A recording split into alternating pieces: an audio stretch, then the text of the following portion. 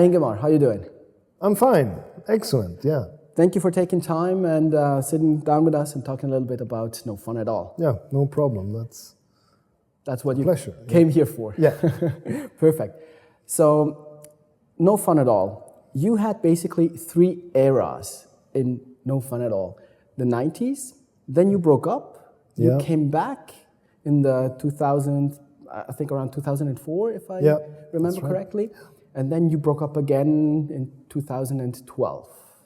Yeah. Was that a breakup or not? That was more like difficult to say, but that was something that needed to happen because there was problems in the band and we needed to set down the foot. I'm not going to tell anything about that, but we needed to set down the foot and say that this is not okay anymore, so we need to do something about it. Okay. And actually something happened. Exactly. That's why you came back. We're a much happier band now than we were before that. Okay. And a much healthier band, I would say. That's very good to hear. Well, so we cleared that. That's very good because it wasn't clear for me after doing all the research what exactly happened, but you're back and that's great.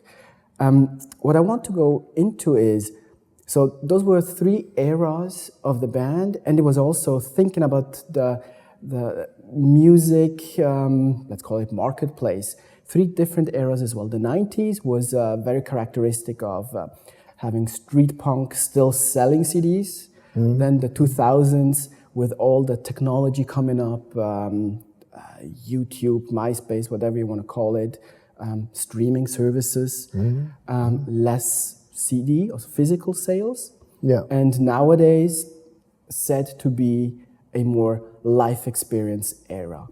Do you feel that as well with No Fun at All or as a musician in general? Yeah, I think that's a pretty good way of describing it. I think in the 90s when you're young and we had no idea what was happening to us because, you know, it happened so fast and we got really sucked in with the wind and, you know, listening to everyone what we should do and how we should do things. And I think we got a little bit fooled by the music industry, by our record company and by our booking agents, and because they all said like, now you have to, this is real now.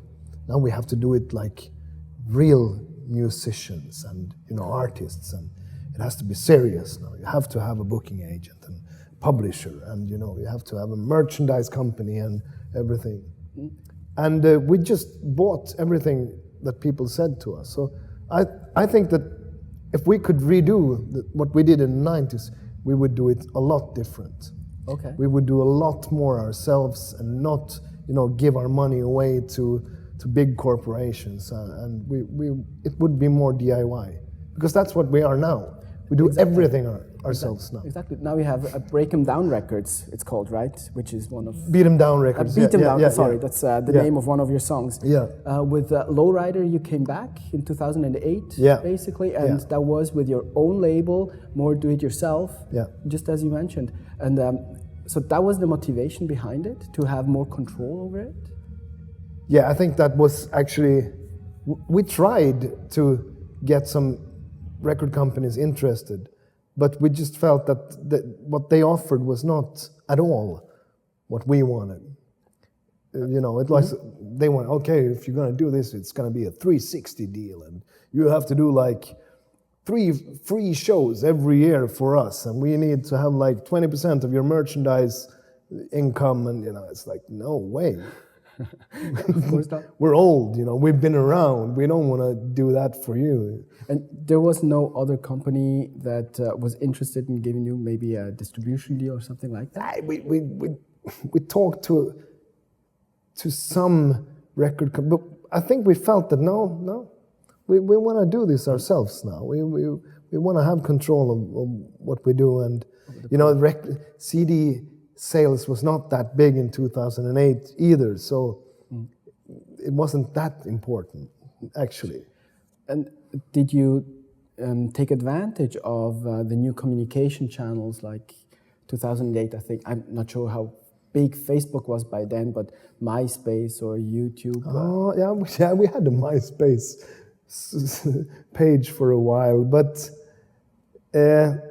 no, we were not really that. We didn't do that so much. Okay. Would you do it today, maybe? We just did a new Facebook page, which is pretty good. Mm-hmm. Yeah. But you know, I don't know. It's since we're just a hobby band now, because everyone has different jobs, and you know, so this is just something that we do only for fun. And we're lazy bums, so you know, nobody wants to really do. But Steven, now our bass player, has done this Facebook page, which I think is really good, and it's generated a lot of stuff already. So, yeah, it's good. Yeah. And you still do it yourself, as you said. Steven does it. Yeah. Okay. And you just said that now you just do it for fun. And I found two statements. One was from the 90s that says, that was on Epitaph, because you had a deal with Epitaph in the late 90s, a distribution deal. Oh, no. That's not true? No. No, we got fucked by Epitaph twice in the 90s. Or actually in the 90s and in the early 2000s. They were no good to us. That's okay, interesting to hear. Although, I ask why? You cannot ask me. You have to ask, I don't know, Mr. Brett or whoever was in charge. But we were promised a release by Epitaph when we released Out of Bounds in '96. And suddenly everything was set and it was going to be released. And then suddenly it's like, no, we're not going to do it. We were like, okay. Interesting. We never really got any explanation at all for that. And then the same thing happened with the State of Flow. Then, by that time, Burning Heart was half owned by Epitaph. Okay. Burning Heart was your Swedish label. Yeah, that's our Swedish label. Same thing happens. Okay. We promised to release in the States. And then just a month before release, it's like, no, we're not going to do it. And we were like, okay, again? That's sad. I didn't know that. I didn't So see that. North America, or actually the United States, has been really bad for us. We toured once, and that was in '95. Okay, so you didn't go back. But you had a distribution deal with, I forgot the name of... We had Theologian Records, which was really good. Yeah. We got help from Pennywise to release our first album, No Straight Angles there. And that's a really small label, but a really nice do-it-yourself kind of label, which I think was really good. And then we had a deal with Revelation Records, and then we went back to Theologian, and then nothing happened again. So yeah. I see. Sad to hear. No, because I found this statement on the Epitaph website. This is interesting, and they were promoting No Fun at All on actually. Yeah, well, we released. The only thing that's been released in the States from Epitaph, our music, has been the Master Celebrations album. Okay, yeah. The best of The thing best we of released album. in, I can't remember when it was, but 2002 or whatever. Yeah, that was actually released by Epitaph. Okay, so the best of album. Yeah. Okay, I see.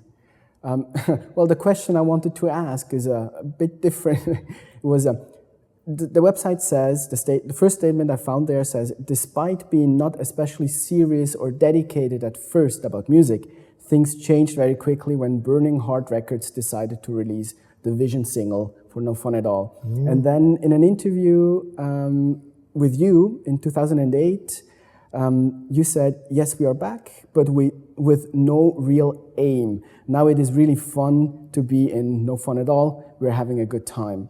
And what I read out of it is, if you don't have too much pressure, if it's not too much serious, basically the same situation you're in now, then better things might or can happen or do happen. Is that correct? Is that an attribute which suits your band? Absolutely, for us, yeah. It's totally right. I think we just, we're a better band, not if we don't have the pressure of that we have to live from the music, because at least that was the way it was in the 90s. We couldn't really cope with the touring and everything. I don't know if we were too foolish or whatever, but we were just, torn. We were just trash. I understand. Even though you sold 250,000 of albums within less than 10 years. Yeah.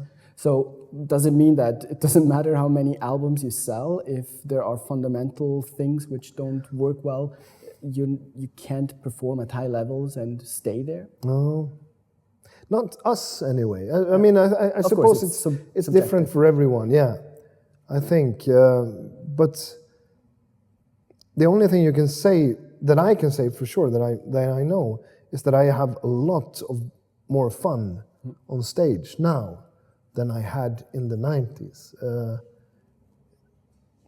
And that's a very good thing. Yeah. That's what you aim for, because you do this to have fun, exactly, not to make money. I mean, of course, if you can have it at the same time, it's a good thing. But sure, sure. Yeah. Well, that's a great way to end the interview. And we always have a bonus question. My bonus question to you is, when will there be a new No Fun at All album? Oh, that's a good question. That's why we're asking that. Oh, no, there's absolutely nothing planned. Okay. So, we'll see. We'll keep checking your Facebook page and hope for good news. Yeah. Okay. Ingemar, thank you so much. All the best for the future. Yeah, thank you.